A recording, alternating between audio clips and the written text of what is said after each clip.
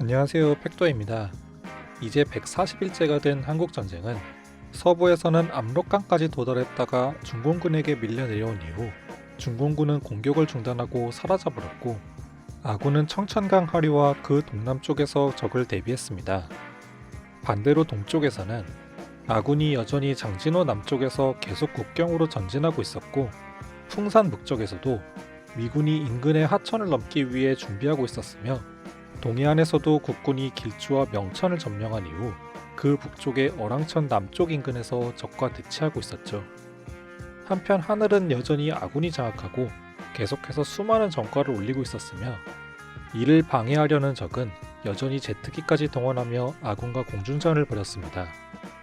동부의 아군은 계속해서 천천히 전진하여 11월 13일쯤에는 장진호 남쪽의 하갈우리에 도달했고 15일쯤에 그 일대를 장악하였으며 동쪽 작은 하천의 미군도 작은 교전 끝에 넘어가는 데 성공했고 동해안의 국군도 어랑천 남쪽 일대를 장악하였습니다. 이후에도 계속해서 전진하여 19일쯤에는 갑산을 점령한 후 계속해서 국경을 향해 전진하였으며 어랑천 남쪽의 국군도 공격을 재개하여 더욱 전진하였고 21일에는 미군 역시 해산진에서 국경선에 도달하였습니다. 한편 중공군은 지난 1차 공세가 끝난 이후 이때까지도 별다른 모습을 보이지 않았고 이에 아군은 대대적인 반격을 준비하였는데요. 이 반격에 관련하여 요양산 인근의 일부 국군은 먼저 이날 공격을 시작하였습니다. 물론 동쪽에서의 전진도 계속되어 합수와 주우를 점령하였죠. 이러한 아군의 대규모 공세에 앞선 일부 국군의 공격은 다음날도 계속되어 조금 전진했으며 다시 다음날에 드디어 아군의 본격적인 총반격이 시작됩니다.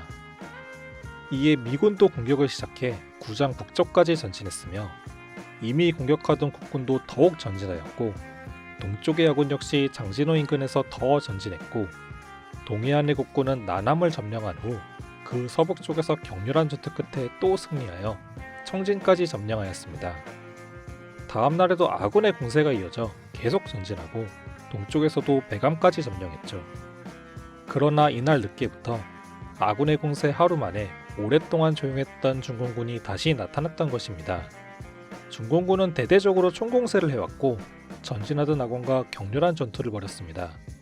이 때문에 영원 인근의 국군은 이날 이미 철수를 시작했고 다음날로 이어진 위기에 구장 북쪽의 미군도 큰 위험에 처했으며 이들은 중공군 특유의 우회 침투 전술로 고립될 위기에 빠졌습니다.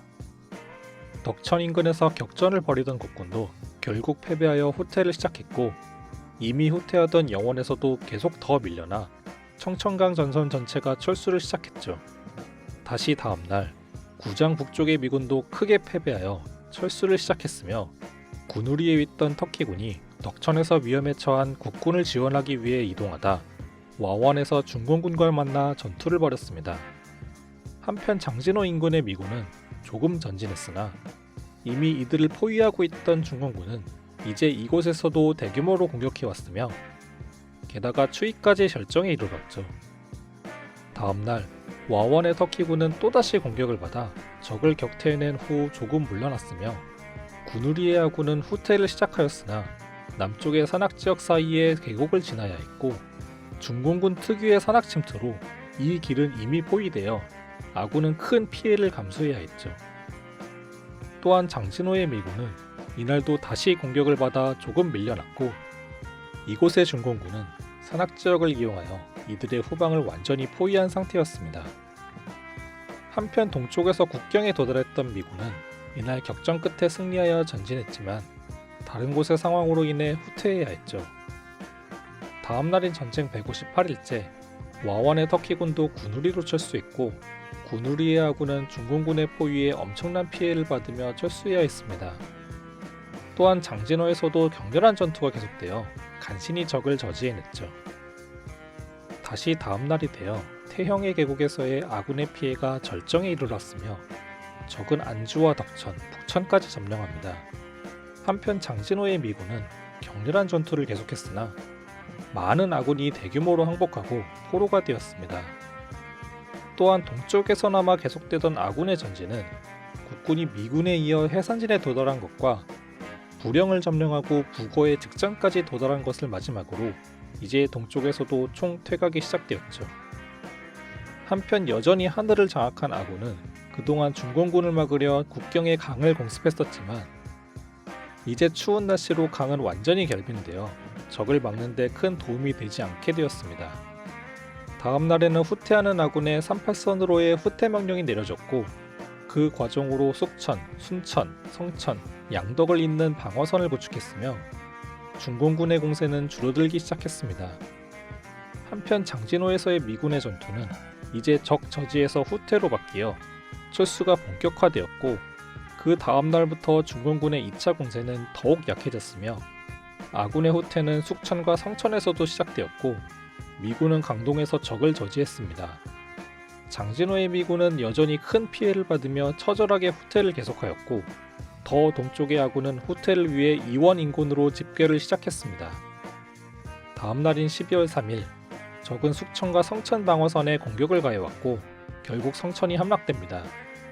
원산에서도 대규모 해상철수가 시작되었고 장진호 지역 미군의 처절한 후퇴도 계속되며 적은 그 후방의 퇴로인 함흥 인근에도 나타나 아군과 전투를 벌였고 더 동쪽에서도 아군이 철수하는 과정에서 이날엔 풍산 인근에서 포위된 아군이 대규모 전투를 벌인 끝에 승리하여 포위를 뚫고 철수할 수 있었습니다.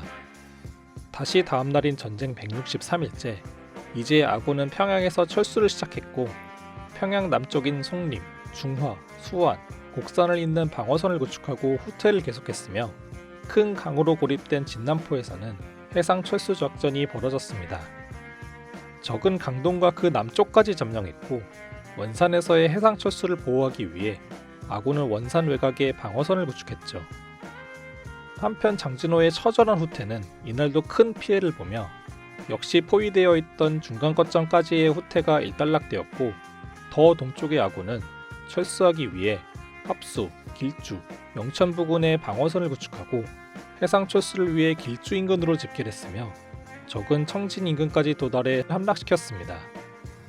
다음날 평양에서의 철수가 계속되어 아군은 대동강 다리를 폭파했고 진남포의 해상철수 작전이 완료되었으며 동쪽의 아군은 해상철수를 위해 성진 인근으로 집결했습니다.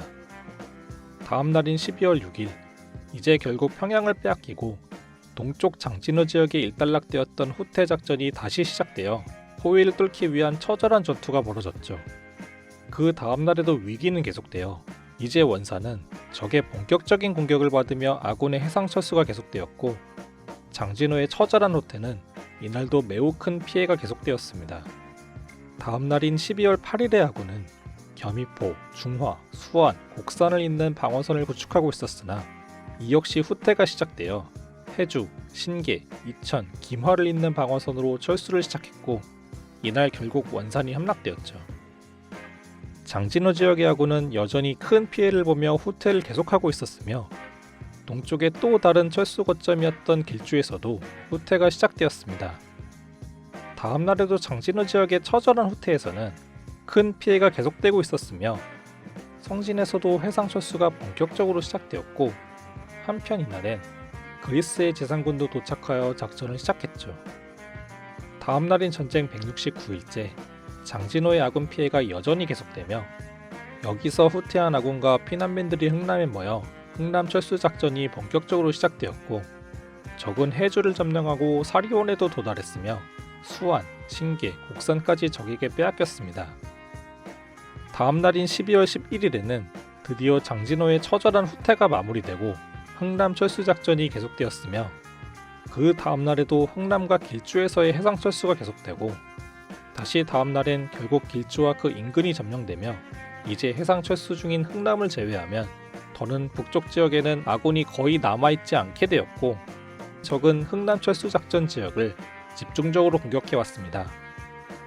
다음 날인 12월 14일 계속해서 크게 밀려나던 서쪽에서는 임진강에서 방어선을 구축했으며 적은 흥남을 대규모로 공격해와 이것을 아군이 격퇴해냈죠. 그 다음 날인 전쟁 174일째 흥남 철수 작전이 계속되며 적은 이것을 또 공격해와 격렬한 전투가 다시 시작되었으며 이런 상황은 이틀 후까지 이어진 후에야 조금 소강 상태가 되었다가 다음 날부터 또다시 적의 공격이 재개되어 그 다음 날엔 격렬한 적의 공격이 최고조에 이르렀고 아군은 이것을 해상과 공중 지원을 총동원하여 격퇴했습니다. 다음 날인 전쟁 179일째, 아군은 임진강과 연천, 춘천의 북쪽과 양양을 잇는 방어선을 구축했으며 이날엔 38선 이남에서 처음으로 중공군이 발견되어 국군이 격퇴했습니다.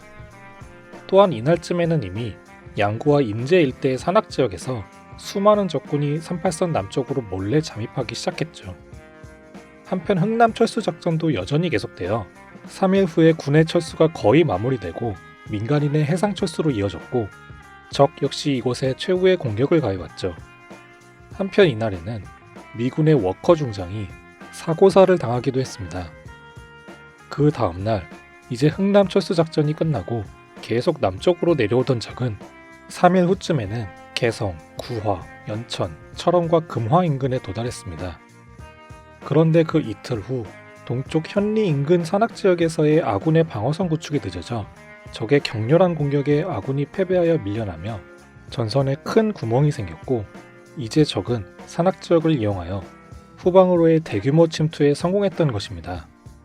이처럼 중공군의 개입 이후 두 차례 이어진 적의 공세에 38선 부근으로 다시 밀려난 아군은 동쪽 산악지역에서 특히 더 큰 위기를 맞았고 적군은 새해에 맞추어 또다시 대대적인 공격을 준비하고 있었던 것입니다.